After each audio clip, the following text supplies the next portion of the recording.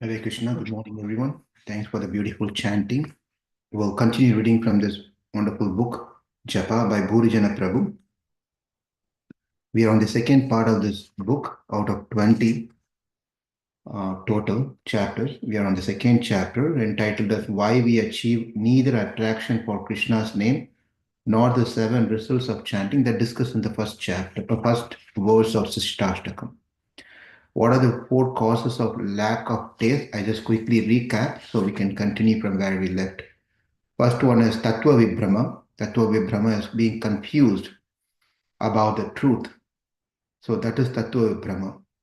Sometimes we understand the philosophy, but not able to fully perceive and practice that truth. Tatva Vibrama. Second one is Asat Trishna. That is thirst for the temporary. Many things that we are attached to. Thirst for the temporary. We thirst for the temporary in the four forms. That is, maintain pity, desire for material comforts. We desire heavenly pleasures. We desire mystic power, and we tend to desire liberation. And the third one is Hrudaya Dourbalya. This refers to the weakness of our heart, attachment to the objects unrelated to Krishna.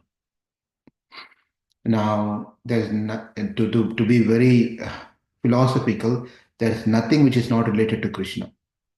We should know that Krishna, everything is related to Krishna, but in our consciousness, when we try to just, remove Krishna, minus Krishna, and only enjoy to ourselves, then that object becomes unrelated to Krishna. I hope it makes sense. The truth is, there's nothing which Krishna is not present. In everything, Krishna is present, everything related to Krishna. It's the way that we perceive that particular object. This is for my enjoyment. Then that's when it's called as unrelated to Krishna. The deceit, fault finding, envy, and the desire for fame, all these things are due to the Hrudaya Dourbalya. And the fourth one is aparada. Aparada is where we ended in our session last time, whereas the offense to the chanting of the holy name and the 10 offenses we read, and we stop there and we'll continue on this aparada part today and move further. To understand aparadas and why they adversely affect our ability to achieve the results of chanting, we should remember that Krishna and his holy name are non-different. This means that as Krishna is a person, so his holy name is a person. Committing Nama Aparada therefore means that we are insulting Nama Prabhu. It is only natural that he does not award his full potency. That is, he does not give himself to offend us. If a great and influential person wishes to bestow his wealth on us, we maliciously criticize his devoted servants, he will be offended. If we consider his inferior equal to him, again he will be offended.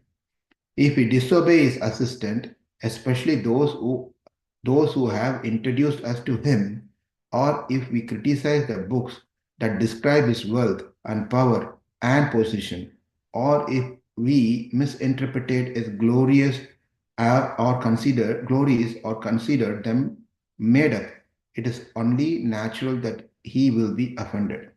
Even worse, if we commit criminally and then misuse our relationship with him by expecting him to protect us simply because he can, then that great man will shake his head and consider how to teach us some valuable lessons. He will change his attitude toward us and withdraw his protection and kindness, even as he continues to keep an affectionate eye on us. We would expect anyone to become offended by the behavior I just described. Why not Nama Prabhu? So this is a lot of list of ways that we can offend the holy name has been given here. So I think it's important we take it serious and not commit any offenses to holy name. Um, so let's continue. In Bhakti Sandarbha, Anucheda 153, Srila Jiva Goswami notes that aparadas are those things that block us from achieving attachment to the holy name. Blaming the holy name for our failure to become attached to him is simply the fifth Nama Parada in Srila Prabhupada's list above. Considering the glories of the holy name to be exaggerated or imaginary, Harinamni Kalpanam. That ends that particular portion of Aparadha. Now we'll continue further. Unfavorable results stemming from committing offenses. That's a title on the same chapter.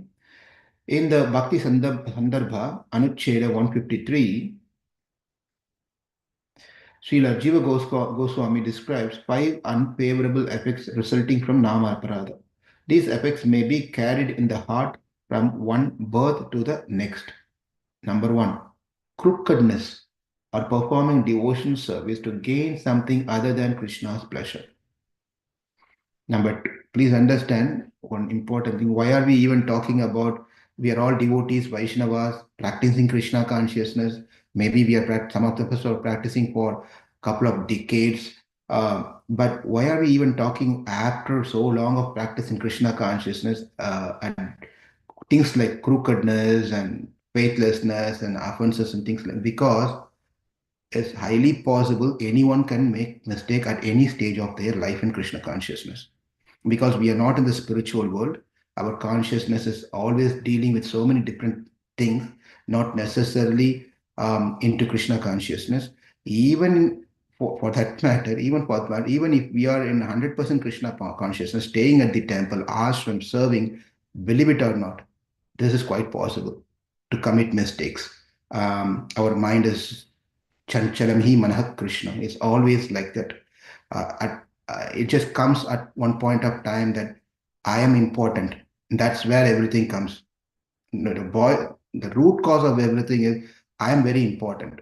When that thought comes into the mind, then everything our mind try to work everything in such a way that yes, you have to be respected, you have to be very important in the society, among the friends, among the relatives, and so forth. Then we try to make the program in such a way, irrespective, considering this is offensive, that is not, we should not be doing, we start doing many things, and that small thing starts and it just builds up so much and become a big offender. Therefore it's very important, we have to be very careful. So the number one is crookedness. As a devotee, we should be very careful not to be crooked or performing devotional service to gain some other than Krishna's pleasure. Number two, faithlessness. Faithlessness not only meaning that Prabhu, I have faith in Krishna. One may tell, I have faith in Krishna. What does it mean by faithlessness? Faithlessness is not only having faith in Krishna, even having faith in every word of our acharyas. If acharya is telling, be careful, don't do this one, then we have to have faith in that one. Otherwise, our Krishna consciousness will be jeopardized. It will be a really serious problem. It's not only having faith in Krishna, faith in having Krishna's word and Acharya's word is so very important in following these guidelines that's been given through many of the great saints. Crookedness, faithlessness. Number three, attachment to things that destroy faith in the Lord. That again, we have to work out and see. Individual may have some certain attachment to certain things. It's not I may be attached to something and you may be attached to something else. It's not that everyone is attached to the same thing. Right? So attachment to things that destroy faith in Krishna. Now we should be careful on noticing, observing, identifying what is that attachment which is destroying my faith. It could be on a gross level or it could be on a subtle level also. There are two ways that we get attached to. Right? For example, I may be attached to sleeping. Okay, because of my attachment to my sleeping, gradually, my faith towards the Lord will reduce. Because most of the time I'm only sleeping. If you're only sleeping so much, so then attachment to sleep will come and will become detached towards Krishna. And another internal subtle level of attachment is obviously we saw this one. I am very important. I am famous. I am so and so. Everyone has to focus on me. I should be the center of the thing. No, everyone should respect as I enter into the temple or etc. etc. So that is all the other type of attachment where we put ourselves even front of Krishna. right? Krishna is pushed back somewhere. Now I become Krishna, taking the position of Krishna, that now you focus on me, things like that. So attachment to things that destroy faith in the Lord. Number four, slackness in the performance of devotional service. Slackness in the performance of devotional service. Slackness is another, but taking it easy. We're taking it light. This is all also because of our laziness. Sometimes we become like this, slacking in our performance of devotional practices. Therefore, it's okay, it's all right if you don't chant 16 rounds today, what's going to happen? I've been chanting for 20 years now. One day of excuses, that's fine, it's okay, Krishna can understand. If there, again, if there is a genuine reason, right, then one can say, but one should not take exceptional things into practice in our daily practices. That is okay, because that becomes an habit. Hmm? I know sometimes I don't know anyone here, but then in many years when I was in Melbourne, one senior devotee, he said, I was new, so I didn't know these things. So that person, the devotee said that, oh, this weekend is busy for me. I said, oh, very good, okay, Prabhu. I asked was, I have to catch up with all my 5 days of chanting, right? So that means, you were not able to chant on Monday, or you only chanted 10 rounds here and there and 5 rounds here, and then you have to catch up all the remaining numbers on a weekend. And that is not at all nice, not at all nice. Number five, and lastly, number five, pride in one's devotion and advancement. Become proud. We are proud about our knowledge. We are proud about our certain skills that we may have, like having siddhi to attract people. So all this pride, which is not good in one's advancement in Krishna consciousness. We are nothing. We are insignificant. There are hundreds and thousands of great devotees better than us, but they are like a blade of grass. They are very humble. But we may achieve something in our life, little bit, something we have created a congregation or built a temple or given a donation, whatever it may be, right? But we think ourselves to be very advanced than any other devotees, then there's a problem. There's a problem. What happens is that once the pride comes into our heart, then we start seeing everyone else as insignificant. We should be insignificant in our consciousness. We should think that we are insignificant, everyone else is great. That's our Vaishnava teachings. But then what happens when we start thinking that looks like I'm somewhat special here?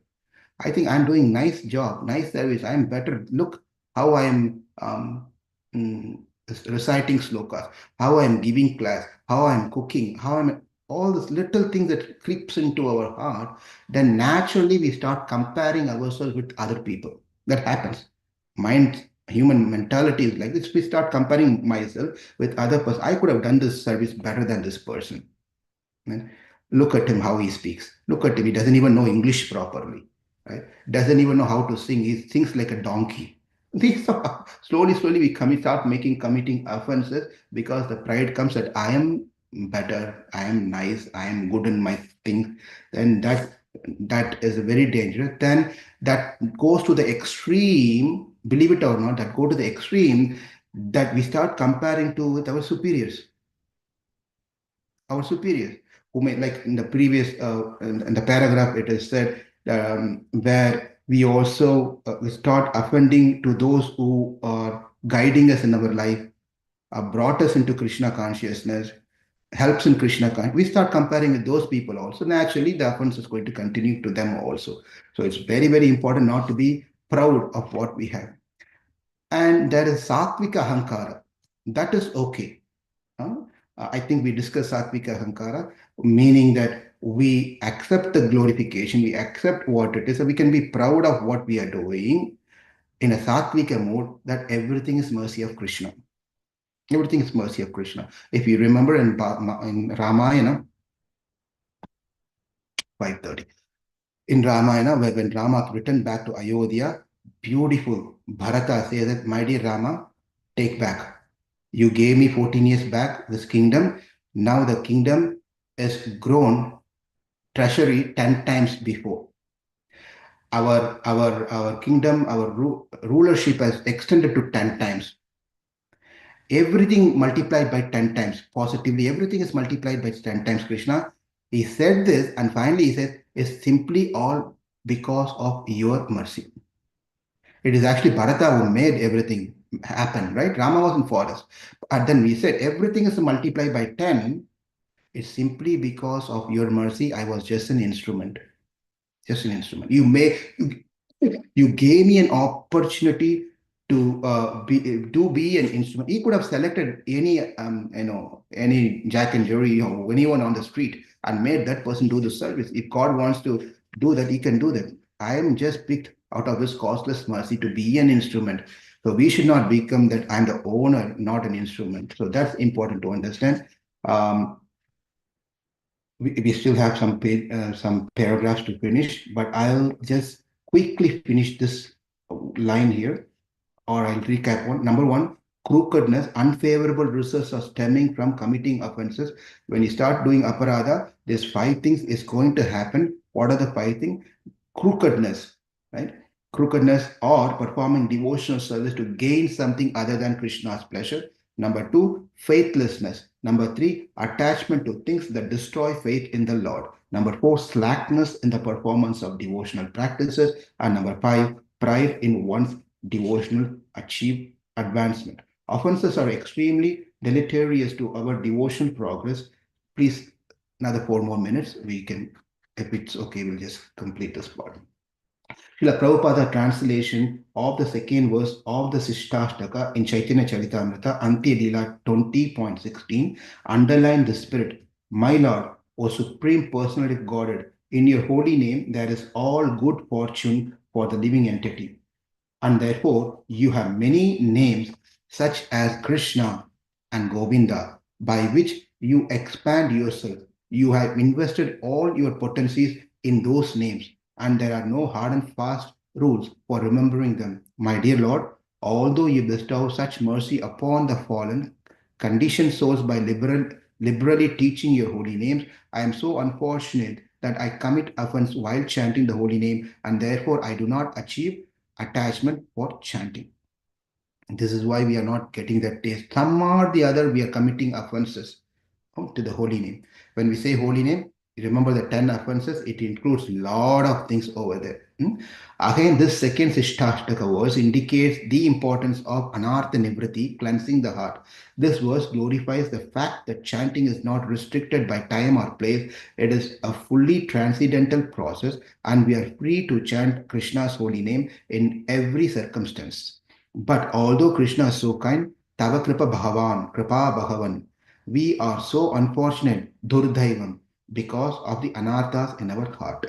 Our lack of understanding, our material attachments, our weaknesses, and our offenses, we remain unfortunate.